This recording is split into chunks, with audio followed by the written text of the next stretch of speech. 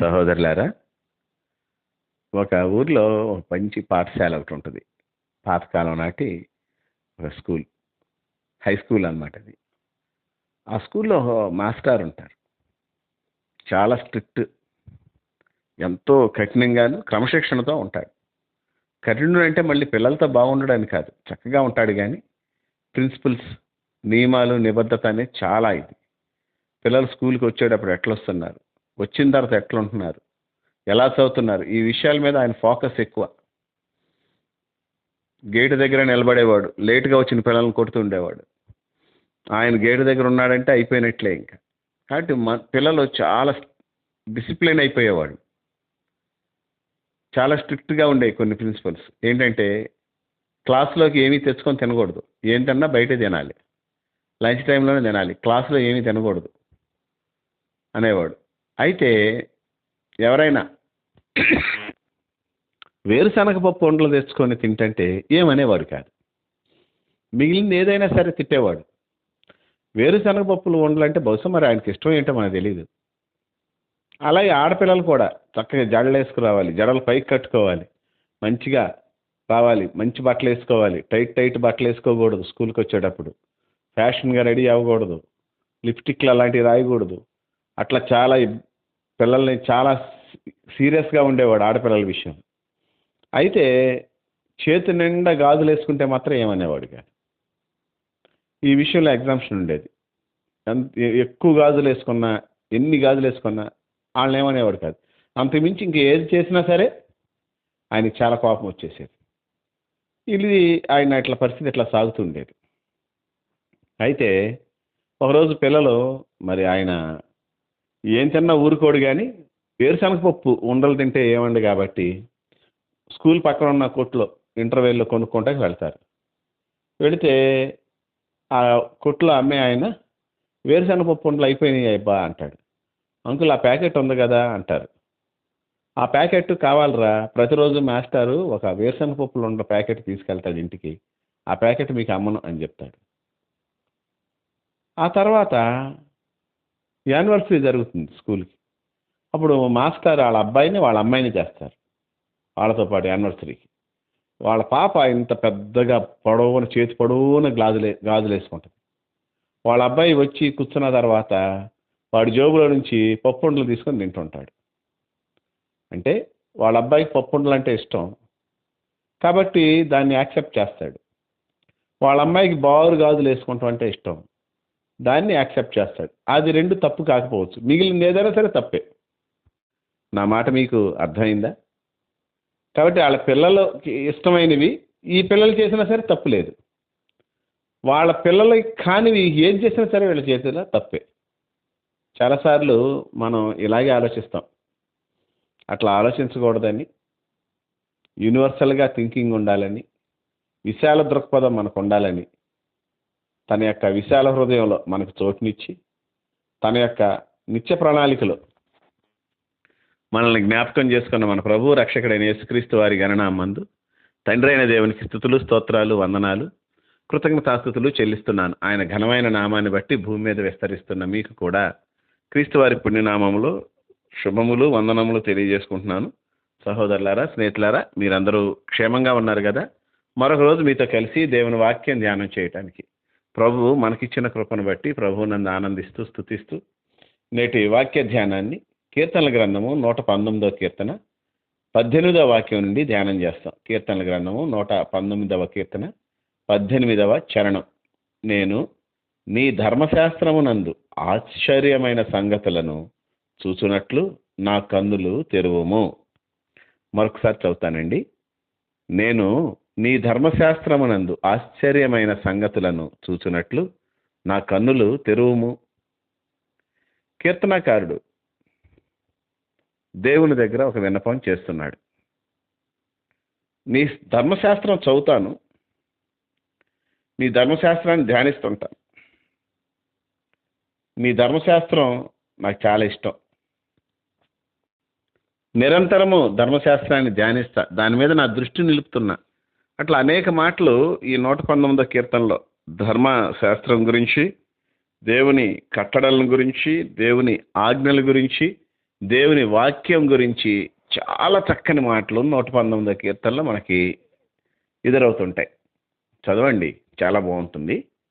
119వ కీర్తనలో ఈ మాటలో, నీ ధర్మశాస్త్రమునందు ఆశ్చర్యమైన సంగతులు చూసినట్లు నా కన్నులు తెరువు అంటున్నాడు. నాకు కొంచెం అర్థం కాలే ఈ వాక్యం. నేను బైబిల్ చదువుతున్నాను, సరే ధర్మశాస్త్రం అనేది పక్కన పెడదాం, పరిశుద్ధ గ్రంథాన్ని అనేది చూద్దాం. నేను కలుపుతున్నాను తీసేస్తున్నాను అనుకోకండి దయచేసి. ఊరినే మనం ధర్మశాస్త్రం కాదు కదా చదివేది, బైబిల్ చదువుతుంటాం. నేను నీ బైబిల్ చదువుతున్నాను, ఆశ్చర్యకరమైనటువంటి సంగతులు చూసినట్లు నా కళ్ళు తెరువు అన్నాను అనుకోండి, ఏమైనా అర్థం ఉందా దాంట్లో? కళ్ళు తెరుచుకునే కదా చదువుతాం. ఇప్పుడు నేను చదువుతుంది 119వ కీర్తన. స్టార్టింగ్లో ఆలెఫ్ అని ఉంది, ఆ తర్వాత బేత్ అని ఉంది, ఆ తర్వాత గీమెల్, ఎట్లా ఉన్నాయి. ఇవన్నీ నేను చూస్తాను అన్న కదా, నా కళ్ళతో చూసే కదా నేను చదువుతుంది, నా కళ్ళతో చూసే కదా నేను ముందుకు వెళ్తుంది. ఇంకా ఏం చూస్తాం కళ్ళతో? ఆ కళ్ళు ఎక్కడి నుంచి వస్తాయి? నా మాట మీకు అర్థమవుతుందా? ఆల్రెడీ చదువుతుంటానికి దేవుడు కళ్ళు ఇచ్చాడు కదా, ఇంకా ఏం కళ్ళు తెరుస్తాడు అంటే ఇక్కడే మనం కొంచెం ఆలోచించాలి.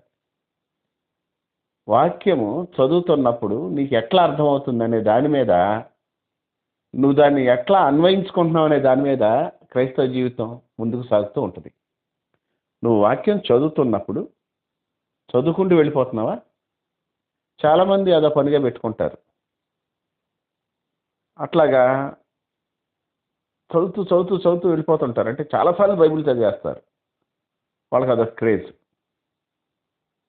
లేదా అదొక భక్తి అయి ఉండొచ్చు. నాకు తెలిసిన ఒక అక్క 1999లో జరిగిన ఇన్సిడెంట్ చెప్తున్నాను మీకు. ఒక అక్క అప్పటికే 10 సార్లు పైనే బైబిల్ చదివింది ఆమె. నాకు ఒక సంఘటన వివరిస్తూ, ఇలా ఇలా జరిగింది తమ్ముడు, అనవసరంగా నన్ను ఇరికించారు తమ్ముడు అని చెప్తుంది ఆవిడ. సరేలేక మనం కూడా జాగ్రత్తగా ఉండాలి, దాటిపోతున్న కుక్క చెవులు పట్టుకు లాగువాడు, తనకు పట్టని జగడవను బట్టి రేగువాడు, దాటిపోతున్న కుక్క చెవులు పట్టుకు లాగువాడితో సమానుడు అని ఉంది కదా. అంటే ఎక్కడుంది తమ్ముడు ఆ మాట? ఏ దాంట్లో ఉంది అంటే అలా సామెతల్లో ఉంది కదా. కానీ నేను అట్లా చెప్తుంటే, సామెతల్లో ఉందా, నాకు ఎప్పుడు తగలేదు తమ్ముడు అంది. అప్పుడు 10-15 సార్లు చదివేసింది బైబిల్ ఆవిడ. కాబట్టి ఇట్లా కాదు మనం బైబిల్ చదవాల్సింది. బైబిల్ నువ్వు చదువుతున్నప్పుడు దేవుడు నీతో మాట్లాడుతున్నాడు అనేది కానీ నేను ఇప్పుడు చెప్పానంటే, వాక్యం ఎట్లా మాట్లాడతాడనే పెద్ద డైలమాలోకి మీరు వెళ్ళిపోతుంటారు. వాక్యం నీ జీవితానికి ఒక ప్రత్యక్షతనిస్తుందా, ఇవ్వట్లేదు? సొలొమోను మంచి కథ, దావీదు మంచి కథ, అంటే చిన్నపిల్లలకి సండే స్కూల్ వాళ్ళకి అదొక యోనా చక్కని కథ. ఇవన్నీ చక్కటి కథలు. తప్పిపోయిన కుమారుడు మంచి కథ. కథ కాదు, మనకు బుద్ధి కలగటానికి రాయబడింది.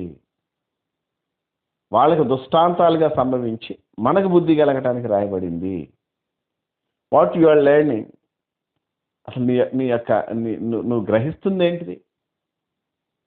నేను విన్నాను, ఒక మంచి దేవుని సేవకుడు, బాగా చదువుకున్న స్కాలర్ ఒక ఆయన, హీబ్రూస్ గురించి మాట్లాడుతున్నాడు ఆయన. నేను హెబ్రీ, నాకు అంత హెబ్రీ భాష అంత తెలియదు, నేను హీబ్రూ గ్రీకు చదివినోని కాదు. కొంచెం లిటిల్ నాలెడ్జ్, ఇంగ్లీష్ మీద నాకు కొంచెం నాలెడ్జ్ ఉంటుంది. హీబ్రూ బైబిల్ అనటండి, నా కన్నులకున్న పొరలను తెరవజేయి అంటాడంట.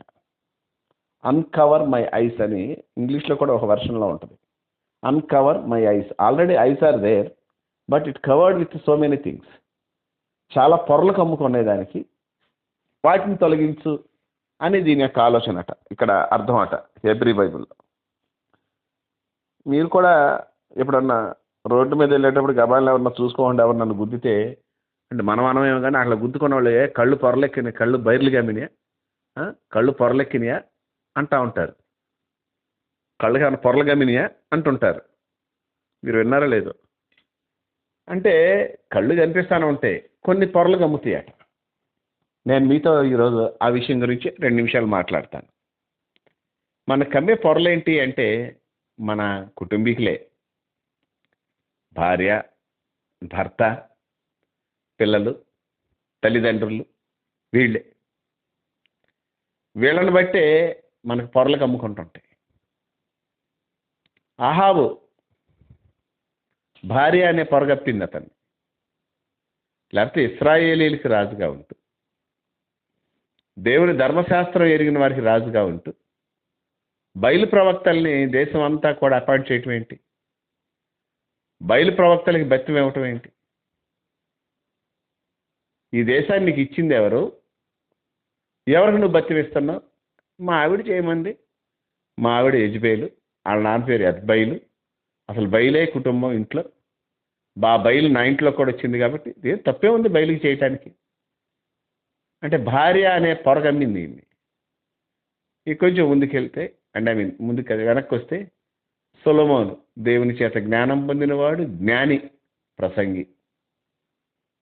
చాలా విషయాలు ఆయన గురించి చెప్తాకి. అసలు సొలొమోను గురించి మాట్లాడతాకి నేనేంటి, నా తాహత ఏంటి? కానీ ఆయన యెరూషలేములో ఎదురుగుండా ఉన్నటువంటి కొండల మీద అన్ని దేవతలకి బలిపీఠాలు కట్టిస్తాడు.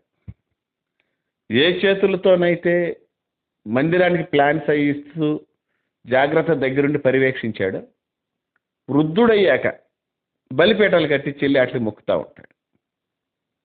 ఏమైందంటే అక్కడ కూడా భార్య అనే పొరగమ్మింది. ఏలీని చూసినట్లయితే ఏలీ గురించి దేవుడు మాట్లాడుతూ అంటాడు, నువ్వు నీ కుమారులు నాకంటే కూడా అధికంగా చూస్తున్నా, హెచ్చిస్తున్నావని. ఏలీకి పిల్లలు అనేటటువంటి పొరగమ్మింది. ఏలీ స్థూలకాయుడు అని ఉంది. ఎందుకు స్థూలకాయుడు అయ్యాడో నాకు తెలియదు, కానీ ఒక విషయం నేను చెప్పగలను మీతో. ఏలీ బహుశా వాళ్ళ పిల్లలు తీసుకెళ్తున్నారు చూడండి, పచ్చి మాంసం తపేళాలో కానీ దానిలో కానీ ఉడికిన దాన్ని ముళ్ళు కర్రబెట్టి పొడిచి ఎంత వస్తే అట్లా తీసుకెళ్ళలేదండి. మాంసం పచ్చిదే కావాలి, కబాబ్స్ చేసుకుంటాం మేము, ఇట్లా మొత్తానికి అయితే పచ్చి మాంసం తీసుకెళ్ళిపోతున్నారు. కొంచెం ఉడకనివ్వండి, కొంచెం బలమనివ్వండి, కొంచెం కాలనివ్వండి, ఇస్తాను, మీరు కావాల్సిన తీసుకెళ్ళండి. కుదరదు. ఇస్తావా, అసలు బలర్పించుకొని ఆపేయమంటావా అని రుబాబు. మొత్తానికి వెళ్ళిన మాంసం ఆ పిల్లలు తినేవాళ్ళు, ఏలీ గారికి కూడా వాళ్ళ ఆవిడ వండి పెడుతూ ఉండేది చక్కగా. అవి తిని తిని తిని స్థూలకాయమై వెనకబడి మెడ విరిగి వెళ్ళిపోవటం మనం గమనిస్తాం. సహోదరులారా, ఏలీకి పిల్లలు అనే పొర, వాళ్ళు ఏం చేసినా సరే నచ్చుద్ది, అలాంటివే పెడతాం. ఈ రోజుల్లో దేవుని మందిరంలోను సంఘాల్లో కూడా మా అబ్బాయికి ఏది నచ్చితే అదే, మా అమ్మాయికి ఏది నచ్చితే అదే. మా అమ్మాయి యొక్క డ్రెస్ స్టైల్ ఎట్లా ఉంటుందో సంఘస్థులు అట్లాగే డ్రెస్ వేసుకోవచ్చు. మా అబ్బాయికి ఎలాంటి డ్రెస్ వేసుకుంటాడు, మా అబ్బాయికి బాగా ఇష్టమైన డ్రెస్ ఏదో అది సంఘంలో వేసుకోవచ్చు, అదేం తప్పు కాదు. మా అబ్బాయికి మా అమ్మాయికి నచ్చని డ్రెస్సులు మిగిలిన ఏమైనా వేసుకురాకూడదు. ఇట్లా ఉన్నాయి అంతే. ఇవన్నీ పొరలే. ఈ మన పొరలకు ఉన్నంతకాలం, ఈ మన కళ్ళకు ఉన్నంతకాలం ఎట్టి పరిస్థితుల్లో కూడా దేవుని వాక్యం మనకు అర్థం కాదు, సరిగ్గా కనపడదు, మసక. ఈ పొరలు ఉండటం వల్ల మసగ్గా కనపడుద్ది. ఇక అంతే. 2 3 అంటారు చూడండి, ఏళ్ళు ఎట్లా పెట్టి, ఎన్నేళ్ళు 4 3 4 ఎట్లా. సహోదరులారా, ఇక అంతే. ఒక ఆయన మిలిటరీ సెలక్షన్స్కి వెళ్తాడు. మిలిటరీ సెలక్షన్కి వెళ్తే ఐ టెస్ట్ జరుగుద్ది, కళ్ళజోడు ఉంటే తీసుకోరు ఉద్యోగంలోకి. వీళ్ళు కళ్ళజోడు ఉంటుంది. సరే మొత్తాన్ని అక్కడ దగ్గరికి వెళ్ళిన తర్వాత కళ్ళజోడు తీసేసి వీళ్ళు నిలబడతాడు. ఇదే అక్షరం ఇదే అక్షరం అని అడుగుతూ ఉంటాడు. వాళ్ళు ఈ ఊ అంటూ ఉంటాడు. సరే కనపడదు ఈ వాస్తవం అక్కడ ఏబిసిడీలు పెట్టుంటారు, ఈయన తెలుగు అక్షరాలు చెప్తుంటాడు. అంటే మసక, అసలు ఏం కనపడతల్లా. అట్లాగే దేవుడు నీకు కనపడకుండా చేసే పొరలే నీ యొక్క కుటుంబం, నీ ఆప్తులైన వాడు. ఆ మాస్టారు అన్నిట్లో కరాఖండిగా ఉండి వేరుశనగ పప్పంలో మోచేతుల దాకా గాజులు వేసుకునే విషయంలో ఎందుకు రిలాక్సేషన్ ఇచ్చాడు అంటే, వాళ్ళ కూతురికి ఆ ఇష్టం, కొడుక్కి ఇది ఇష్టం. కానీ వాళ్ళ పిల్లలు చేసేది ఆయన యాక్సెప్ట్ చేసేస్తాడు. అది యాక్సెప్టబుల్, అది చెత్త అయినా సరే యాక్సెప్టబుల్. ఎంత ఇదైనా పిల్లలు చేస్తున్నారు కదా, అది తప్పు అనిపిస్తుంది.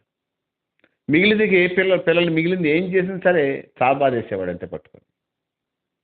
కనుక సహోదరులారా, మనం మన కుటుంబం అనే పొరల్లోంచి బయటకు రావాలి. మా ఆవిడకి ఇది నచ్చింది కాబట్టి మనం ఇది చేద్దాం, మా ఆయనకి ఇది నచ్చింది కాబట్టి ఇటే ఉందాం, ఏముందులో వాక్యం చెప్తాడులే దేవుడు ఇట్లా. అలా కాదు.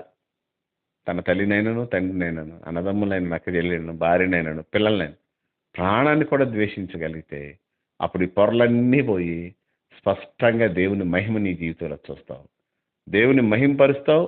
దేవుని మహిమ నీ జీవితంలో ఇతరులు చూసి దేవుని మహిమ దగ్గరికి వస్తారు. అట్లాంటి మహిమ దేవుడు మనకు దయచేయను గాక. ప్రార్థన.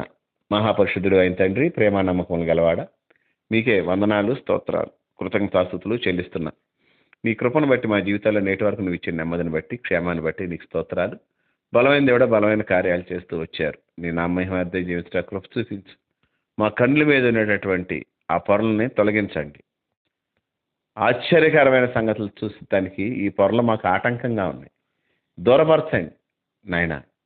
మేము కూడా చక్కని ప్రత్యక్షతను గెలిగి చదివేవాళ్ళుగా ఒక రెవల్యూషన్ చూసినట్టు అన్కవర్ అవర్ ఐస్లో పొరలు తీసివేసే దేవుడిని నమ్మి నిన్ను స్తుతిస్తూ మా మనోనేత్రాలను మరింత స్పష్టంగా వెలిగించి మమ్మల్ని బలపరచమని మీకే కృతజ్ఞతాస్తుతులు చెల్లిస్తూ ఘనత మహిమ ప్రభావాలు యుగములు మీకు ఆరోపిస్తూ మా ప్రభువును రక్షకుడైన యేసుక్రీస్తు వారికి నీ నామమున కృతజ్ఞతాస్తుతులు చెల్లించి వేడి బ్రతిమాలుకొనుచున్నాము తండ్రి. Amen, amen, amen.